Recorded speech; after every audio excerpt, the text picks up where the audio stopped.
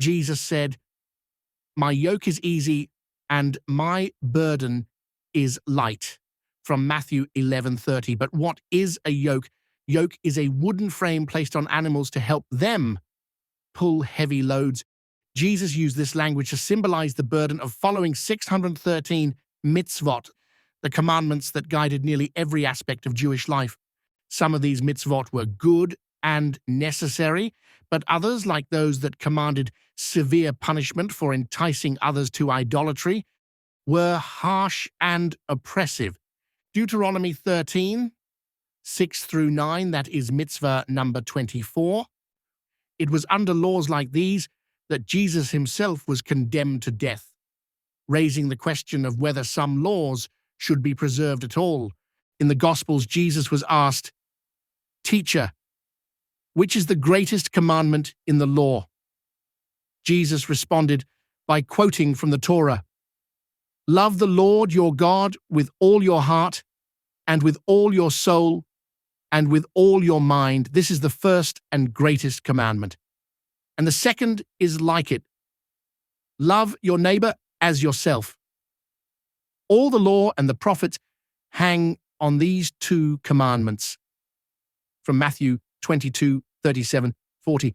While he drew from tradition to make this pronouncement, this was also a revolutionary change of focus toward the true purpose of the law, love. Again, please listen. I want you to pay attention to that word, all. Jesus said, all the law and the prophets hang on these two commandments. This line really emphasizes that Jesus saw the entire body of Jewish law as secondary to the two greatest commandments, loving God and loving your neighbor. It's a powerful statement that suggests he was simplifying the law down to its core, focusing on the essential principles of love rather than the exhaustive set of 613 laws.